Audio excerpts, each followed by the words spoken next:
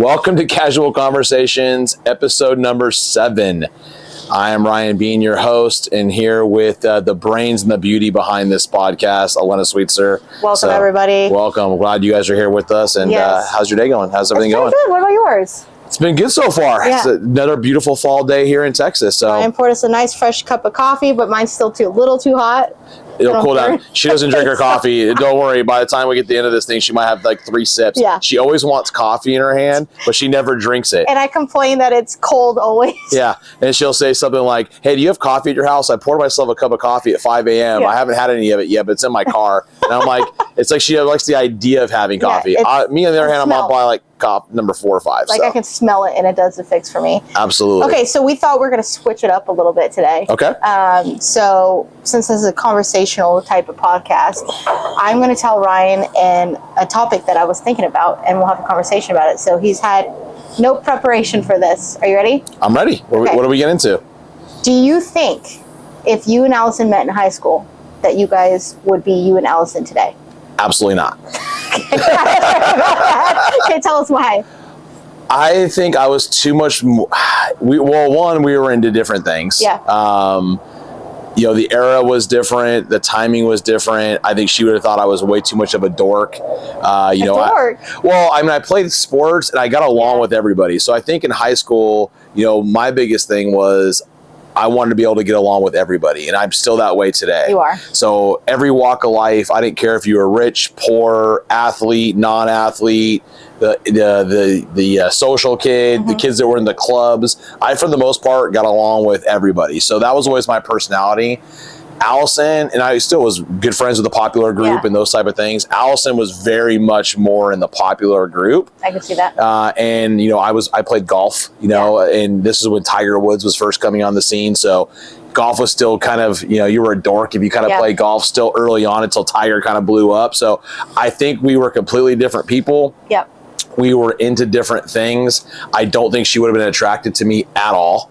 I don't know that she would have been on my radar. What kind of student were you? I was a fantastic student. So like A's? Yeah, I was a 4.0 student. So when I graduated high school, I was 4.0, straight A student all the way through, scholar athlete as well. So I lettered in sports. Sports nerd. Yeah, I mean, like I said, I wasn't very good. I could shoot. I had teammates that were made me look good. So I figured you would probably say no, just because obviously when you get older you change. But then you have people who have high school sweethearts. Mm-hmm. I was thinking about this the other day because Cole and I were definitely very different in high school. Mm-hmm. I'm sure you've heard stories about him. He was in the popular group, but he was a lot like you, where he got along with everybody. But he definitely had more fun in high school. I guess I'll put it that way. Did you party in high school or anything like that? Not very much. And that was the other thing too, right? I mean, I was scared to, when I was growing up, sports was a big deal to me. The way I was raised was, my parents, I came from a pretty strict household. Yeah, same. So I was always, I still feared my parents. I still feared my dad, especially. And I think he would have let me, of course I did normal partying stuff and drank underage and did those type of things. But, I definitely know that there was guys that partied a lot more than I did back then. So I think Allison was a partier. She was a great student as well, but I think Allison was more of a free spirit. Yeah. And I met her, in our early 20s. So she had just recently, she'd been out of college for maybe a few years when I met her, early 20s. So I did much more partying in that phase. So I'd say from 18, I'm still life's a party now. So we're still doing it. We're still doing it. So just with better liquor though these days. A little bit better alcohol for sure. Less headaches and less hangovers because the alcohol level has gone up a couple notches, which has been good. But so to answer your question, I don't think we would have. I know I probably would have thought she was beautiful. Yeah. I would never even been close on her radar. Do you think we would have been friends? I think so, because I think based on the conversations that we've had, your upbringing was very, very similar to mine. Yeah. We probably would have ran into the same circle of friends. We were competitive, but I was always way more mature than my age. Yeah. And I think that cost me some fun. And to be honest with you, I think that you know what? I never thought of it that way, and I feel the same. I had to mature. I had to mature at a young age. I started working when I was really young. I started taking care of my own stuff when I was really young, buying my own clothes, buying my own shoes because I wanted to fit in high school, and my parents couldn't afford name brand clothes. They couldn't afford the name brand shoes, and they were saying, it was, hey, you've got $30 for shoes from Payless, or if you want the Nikes for $60. My parents Payless too for us. Absolutely. Well, I mean, when you have a family, and again, I think that's where things are different in today's world, right? You have how many siblings? I have a a half brother and a half sister, and then I've got a brother and a sister. So 4 siblings, but 2 of them I was raised with. The other 2 I didn't really get to connect with till much later on in life. Yeah. So. Well, my first thought on when you said Payless is it takes me back. So I went to school 6th through 12th grade. I for sure know Cole and I would not have dated at all. We were just different. One, I went to private school 6th through 12th grade. And he went to public, and nothing different about those other than it's just a little bit maybe stricter, I would say. Also, I grew up in a Catholic Hispanic family, so life was a lot stricter then too. But I'll never forget. I remember it was like 7th or 8th grade. My parents took me, my sister, and my brother to go get new clothes, and we went to Payless Shoe Store. And I was feeling so good about these new pair of shoes I got. They were silver and pink, which you know me, black is my thing. I'm not a pinky girl. So, anyways, I really was feeling these shoes, and I remember going to school, and this little kid. This boy, I won't say his name, but I remember his name. He looked at me and says, "Where are your shoes from?" And I told him Payless. And you know what he said? He goes, "You shop at Payless?" And then the kids laughed like it was a joke. But my parents didn't really struggle so much financially growing up, but they made really tight decisions to put their kids. All 3 kids went to public school or private school. Yeah, and they made big sacrifices to do that. And they made the decision that your education and keeping you pure as long as possible, right? I mean, I look back in our era, and I saw something posted on this recently.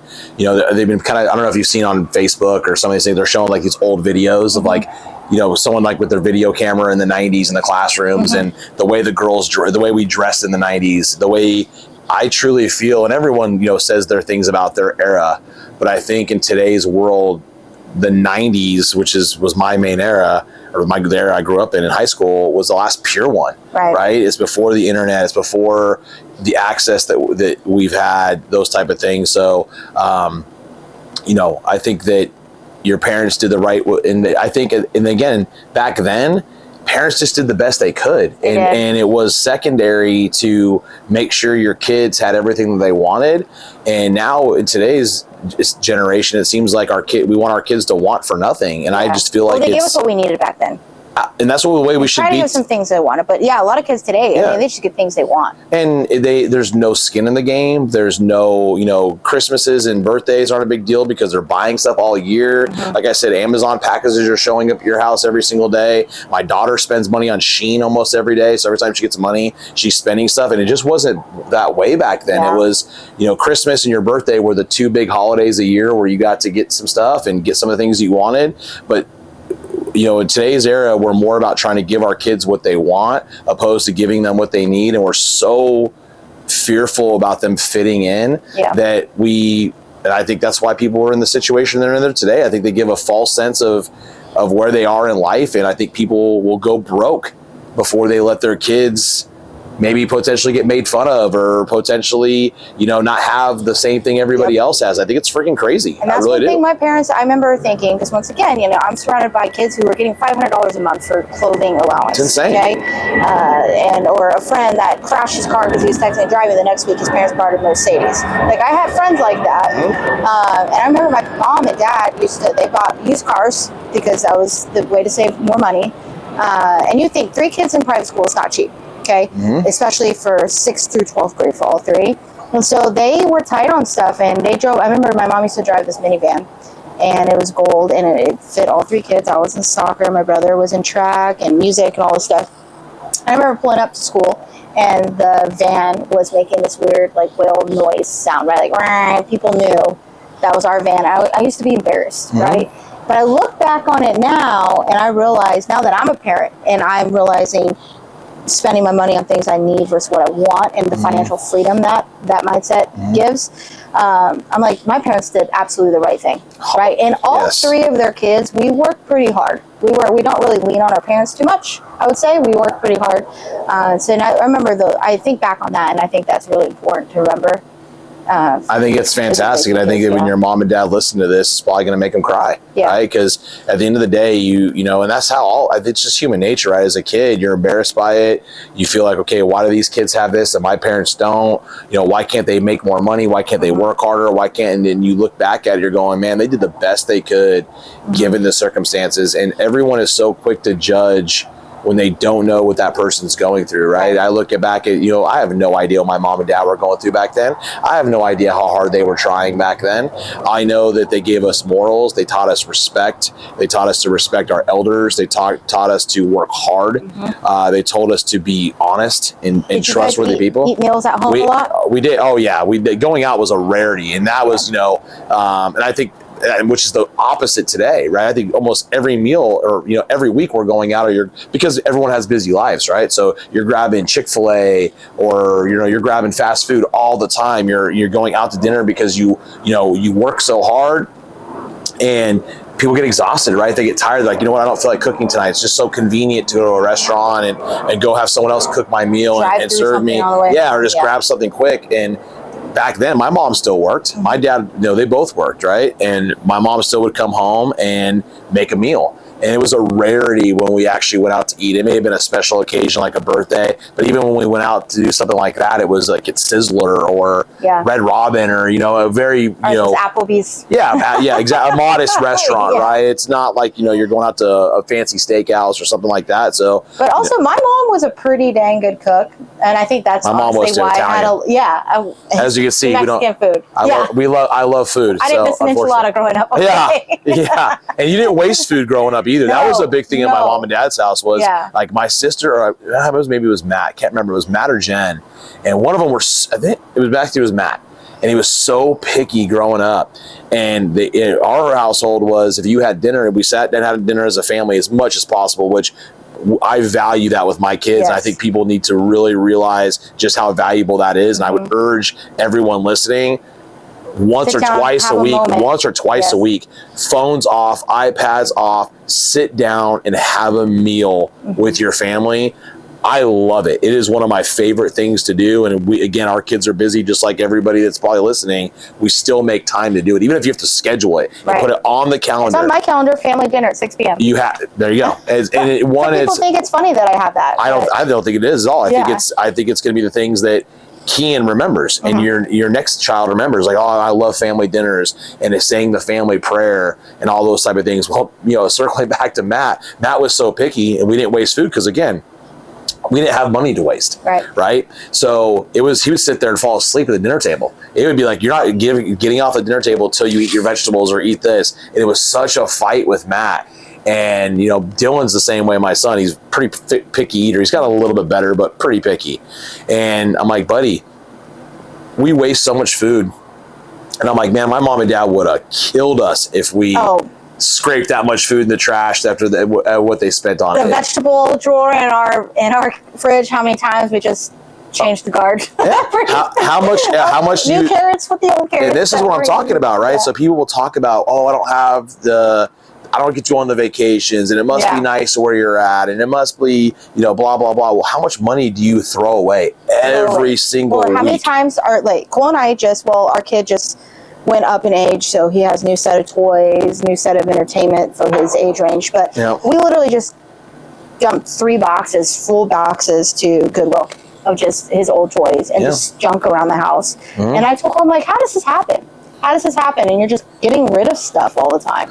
Because you see something that makes you think of them and you buy it. And you think of something and it's the death of a million cuts, right? It's $30 here, it's $15 here, $10 there, and then people don't realize it. $2, it doesn't matter. Yeah, exactly. It's just junk. And then you at the end of the month, you go look at your credit card statement. That's another reason why me and Allison started putting everything on credit card and paying the credit card off in full. Because you're forced to see what you're paying. Yeah, because then you start going through the credit card statement, you're going, why did we buy this? This was such a waste of money, and what could that money have done? Can we have invested that or put that towards something else, or, you know, put that towards the kids' sports activities that cost us so much money? So, or your vacation that you guys well deserve. Yeah, exactly. So do you think back in high school, looking at your life now, back in high school, did you envision this type of life for yourself? Yes, only because I knew I wanted it at a young age. You know, I think a lot of the friends I've got on Facebook still that I grew up with, I think, you know, they used to call me a stress case. And again, I told you I was well mature of my years. I was always grinding. I was always hustling.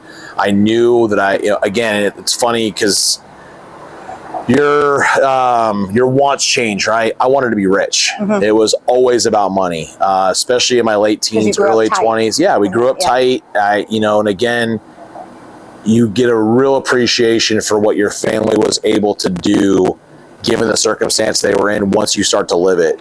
And, again, I've been given opportunities, a lot of opportunities, and I've been blessed in my life and blessed with the company that I work for as well, right? I found them young.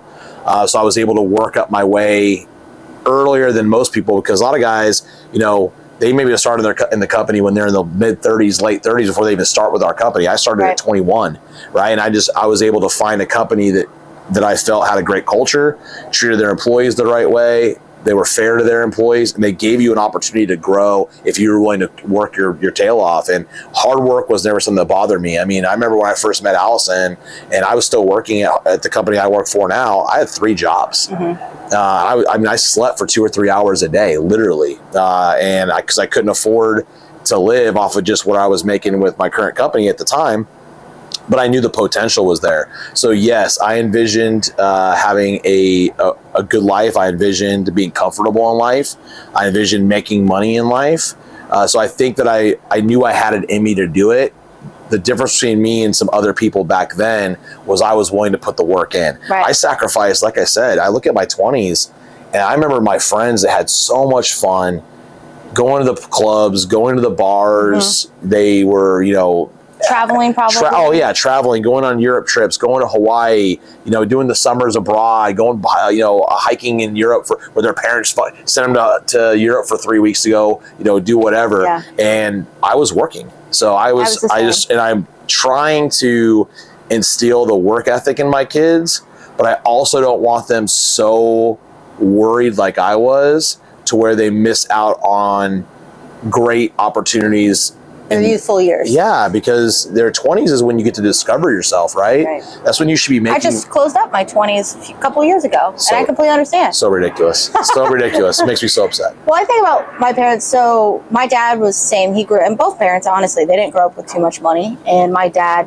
knew that he didn't want that life for not just himself, but he wanted a family. And he and my mom, when they married, they knew that they wanted to build a life for their family, a comfortable life. So my dad was graduated high school. He went to college, graduated, then got his master's at Stanford. Paid for by his company now. And this man's got 12 patents. Like, he's a brilliant man. Yeah, your dad is smart man, mechanical engineer. Very few words. Her dad doesn't speak. He's an introvert. He's kind of quiet. These podcasts probably like, oh my gosh, how long are they going? Like, can't we wrap this up in like 18 seconds? Like, he literally said I could never have a conversation with somebody.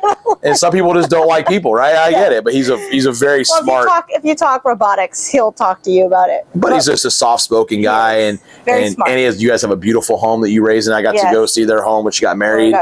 Out there, and they, I was like, wow, what a house to grow up in. So my mom was the same way. I mean, she went, got her bachelor's, she got her master's, and then she worked where my parents both met.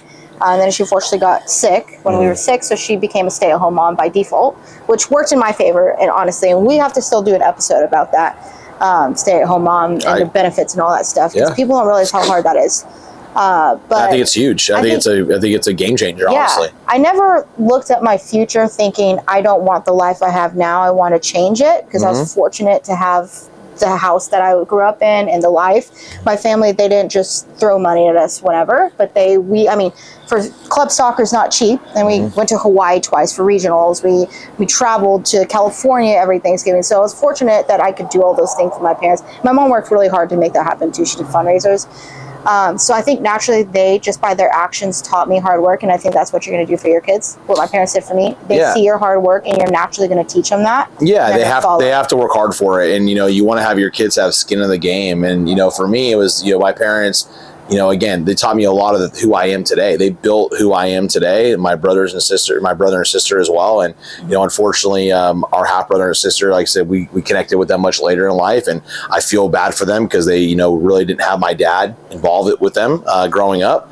And they turned out great. They've got their kids and families, and it's they seem to be doing really well in life. I couldn't be happier for them. But the money part of it was something that was the only thing I knew that we needed to break. And I looked back at it and I said, if you look at any family that has become successful or, wealthy families or whatever, someone had to break the chain, right? Someone along the way had to build it and say, you know what, I'm going to be the one that gets us here. And I'm not going to live this way. I'm not going to live this lifestyle. I'm going to try to make it easier for the generation behind me. And I've certainly done that for my kids.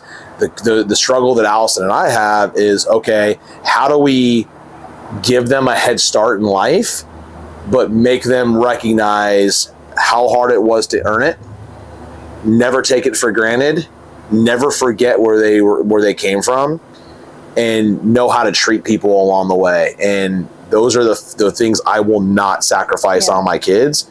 You will never look down on anybody. You're not better than any other person on this planet. I don't care what kind of lifestyle you have now or what kind of lifestyle your mom and I can provide you, or if we could pay for your college or we could help you buy your cars. It doesn't matter, right? That came on the backs of the work that I did and your mom did. Recognize what that took and then take that head start and do good by it, right? Use it for good. Right. Set it up for the next generation. But I think that's great that, your kids are working out, because I know we both had jobs in high school. You have to. I worked, don't work his tail off. Dylan's, and Addison, she works hard too, but cheer takes up a lot of... I think it's good that you make them buy the things that they want with what you're providing, what they need, because my parents were that way. Yes. They didn't just, Mom, we want new clothes, and go buy it. It was before school, of course, we go, here's your allowance, right? There's always that small allowance. But like I said, I remember this one girl in high school, her parents literally gave her $500 a month just to buy clothes. I think that's insanity. My parents never did that for us. And I went to school with a lot of friends that they didn't work. And my mom was like, you want this? Go to work. And those are the areas, but look at where you're at today, right? So what ends up happening is, where is Elena going to be in 5 years and 10 years? And you'll probably have lapped them and lapped the people you grew up with that were handed everything. Mm-hmm. So it's very easy to have that animosity, right? Because similar to my kids, we live in a nice neighborhood. We live in an area where there is people that have money here. But I had that as well growing up. There's people that had money, and it's easy to get lost in the comparison. And I want my kids to realize that, your birthdays, your Christmases, big events, we're all in. We're your parents. We're going to support you. But just because you want something every couple weeks doesn't mean I'm just going to go out and get it for you. Or even if it's prom, Addie's going to come and say, I want this dress. It's $2,000. Yeah, that's not going to happen. It's going to be okay. Because there are some parents who are like, sure, whatever you want. Yeah, and I think that's crazy. I want this car for my 16th birthday, Dad. My twin and I had to share a car. You should be happy you got a vehicle. Yeah, and that's a whole other topic too, is technology at their age. I think we're going to touch on that in the next episode. Yeah. But I had a cell phone, but I got it taken away all the time. And I wasn't necessarily a bad kid. Like I said, I didn't party or anything in high school, mainly because my parents were strict.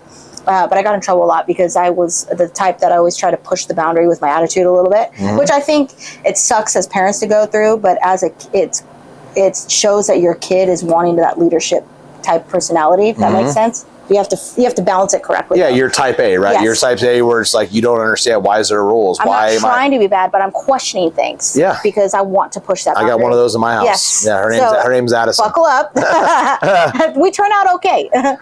She's an independent person, and she's got those are the qualities that I love the most about her. But she's also one that's like, I don't understand why I have to do this because of this, or why do I have to show you respect if you don't show it to me, or why do I have to be kind to you if I'm in trouble? And I'm like, it's a hard thing with Addison, right? She's always pushing back, but it's a challenge. Right. So I look at Addison, I'm going, okay, you're not going to win. So I'm still going to ultimately win one way or the other because I have more patience and I'm going to outwork you. And that's the one thing I've got going for me is I will outwork my kids also, right? So Dylan's easier when it comes to that kind of stuff, but he has his challenges just like everybody else. Well, he's a kid. He's a teenager. Just typical kid stuff. But I think I agree with you 1,000% that you just handing your kid stuff is so counterproductive. You're not helping them. you feel like you want to be their friend, and oh, mom and dad did this for me and they bought this for me. I could care less about my kids' friends. That's how I look at it. Is I want to be. Yeah, my parents master that, because I remember I used to be so frustrated in high school because I would compare as a kid to my friends, or even, you know, my ex at the time and his friends. And I'm like, well, their parents get this, they get that, they get that. But you know, you kind of look at my life now versus a lot of the kids. I don't talk to anybody from high school, honestly, but I look at my lives now. I'm like, I'm not dependent on my parents, and I'm proud of that. Yes. And I look back, I'm like, they're proud of it. Yes, they're proud of it. I'm glad that they did that to me through the 4 years in my high school, which are crucial years for a kid. They are. Because now as an adult, or as a parent, I take a lot of pride in, I did, like when I bought my first house, they didn't know until I was already under contract. I was like, by the way, mom, closing on my first house in 30 days. You know, because I was like, I want to buy this house on my own. I want to do it on my own. And the appreciation you have for it, right? So then you know how hard it is to earn that money. You've got an appreciation. So that when you go spend money, or you find, you know what, this is going to cost a lot of money, you put a lot of thought into it. You recognize how hard it was to earn the money to do that, or the vacation, or the car, or the new clothes, or the new shoes, right? So those are the things I try to tell my kids. Go, okay, Dylan's got a full-time job, or not a part-time job, but he also does other things. So he's always working, which I'm proud of him for. You know, if he's like, hey, I want to go, like right now, he wants to go to a concert. He's going with wants to go with his friends. It's $90 for the ticket. And I said, okay, buddy. He goes, and he's pretty good about his money. And he's like, I really want to spend the money for this. I'm like, I'm not sending you to this concert. This is your money. I'm going to approve who you're going to go see in the concert, which we did. But I said, you think about how hard it was for you to work to earn $90 for that ticket. If you think that it's going to be worth it, he's like, I think it'll be worth it. I think that, you know, I want to do this and I want to go. And I'm like, okay, then you can go. But it's teaching them that if you hand them everything, how are they ever going to put that thought into it? How are they ever going to look at it and say, you know what, this is something that I worked hard for. I earned it. And then when he goes to the concert, he can say, you know what, my parents didn't pay for this. His buddies, I guarantee you, it's the opposite. His parents are probably buying the concert tickets. Here's $50 for food. Here's all this stuff. And, you know, Allison will probably slip him $20 or something like that, right? But, you know, give him a little bit to make one drink for him. But to make it easier for him, right? All those type of things. But again, he had to put all the thought into it first. And I think that we need to get back to doing that. I see too many kids that are handed everything. And I think when they get out on the real world, it's going to be a real eye-opening experience for them. And I think just lean back on the parents. And then their parents complain because their kids are still in their 20s living at home, and their kids are asking them for money all the time. And then, you know, I'll see that too. I'll see kids asking their parents for money, but yet I'll see the kid go get a tattoo, or I'll see the kid with Starbucks every single time I see them, or they've got a Red Bull in their hand, and I'm like, or they're smoking. Starbucks around when I was in high school? I don't remember going to Starbucks. I was sure. How long has it been around? Forever. Starbucks been around for a while. Has it? But I mean, now it's like the kids just expect it. And I'm like, are you kidding me? Like $8 for a drink or a coffee? I mean, I still enjoy Starbucks every now and then, but it's more out of convenience than anything else. I went to Starbucks this morning for a client appointment, but other than that, I rarely go to Starbucks because it's a ridiculous amount of money. And again, that's probably my kryptonite, because I'm a coffee fanatic. So I enjoy coffee. I love coffee. Anyone that knows me knows I drink a lot of coffee, and they're just convenient because they're everywhere. But I actually prefer small mom and pop coffee shops. You know that Redefine. Shout out to them, and Grapevine's my favorite place. I just love little coffee shops. I think they're more fun, and you know, I think it's more comfortable. And you find a little coffee shop in a little town. I think those are way more fun than Starbucks. I think we've come a long way since we've been teenagers in high school. I was just thinking about the other day, because we were talking about it with some friends, and my best friend Matt McKenzie, because Matt was a nerd and I was a nerd, although I played soccer. Yep. So you got away with it without getting. Well, I was naturally in the. I hate to say popular, not popular, but I was naturally in the popular group because I played soccer and I was good at it. But I never felt like I belonged, because I'm still a nerd. I just always been a nerd. And my best friend Mackenzie and Cole, they would have been friends for sure. They're like, oh yeah, we pushed the limits as kids, we had fun. But Matt and I were just like, he was a band nerd. You know, I played accordion in church. I told you that. Did I tell you that? You did. Well, you did. Yes, you did everything. Your parents put you in all kinds of stuff. It was crazy. Chinese painting one year. Oh, I know about all that. Oh my gosh. So I mean, and Cole's just soccer in high school. And party, have fun. And he and I probably would have related as in like soccer, like groups, but I think he would have 100% thought I was a nerd. Yeah, like I said, it's like, I even loved video games in high school. I still do. Yeah, I mean, definitely a great question, and you know, I love that it brought back a lot of high school memories talking about it for sure. But and appreciation of how far you've come since then too. Yeah, and I'm like, now, you know, I look back at the pictures and of myself back then, and you know, yeah, I'm unrecognizable. Oh my God, no connection. Before we wrap it up, I want to say in 7th grade at that school, I did get, I think it was 7th grade, maybe 8th, I did get voted most likely to become president. It is in yearbook format, so I'm going to have to find that. I am not president, maybe in some form in my life. I don't think you want to be the president in today's world. President. Yeah, you'll be hated by half the people, half the listeners will hate you. That's way too much stress. Yeah, it's not worth it. Not worth it. Awesome. Well, we're going to wrap it up today, so I think we're going to start this new. I love the fact where it's just like, let's just have a topic. We're just going to go back and forth. So you're on the next one where you come up with a topic, and we're just gonna get into it. He predicted it. My coffee is now cold. I had 2 sips total. There you go. See, that's what we need to get. We need to get those coffee warmers. Have you seen them? I have, yeah. And I just need to put it here, so every time I put my coffee down, at least our friend Connie has one of those because she has the same thing. She makes a cup of coffee and it sits around for 4 hours. I think it's a mom thing. I never did this until I became a mom. That's crazy. So, anyways, thank you guys for listening. We hope we brought some laughs or some value into your life with today's episode. Hopefully, it brings you back to your high school and put some thought. And if you would have met your spouse back then, if you would have made it. So, if you would have made it, so honey, I love you, but we wouldn't have. Yeah, Allison's like, I definitely wouldn't have for sure. So, guys, we thank you for supporting us. You know, we continue to hit us up on social media. A lot of you guys have made great comments. A lot of you guys have DM'd us, topics to talk about or advice you guys might be looking for. And it means a lot to us that you guys would even lean on us for advice. So please keep that coming. I love having these conversations with Elena. It always makes me learn things, and I just think it's a good way to spend time. Thanks for going through this learning curve with us, with the equipment, with saying absolutely and yeah so much. We're working. Always working on us. Always working on me. That's the way you gotta look at it. Always working on me. One of these days you might see us in an outdoor studio where it's the backdrop of outside or something like that, where it's more quiet. So, but anyway, we'll catch you guys on the next one. See ya. Bye.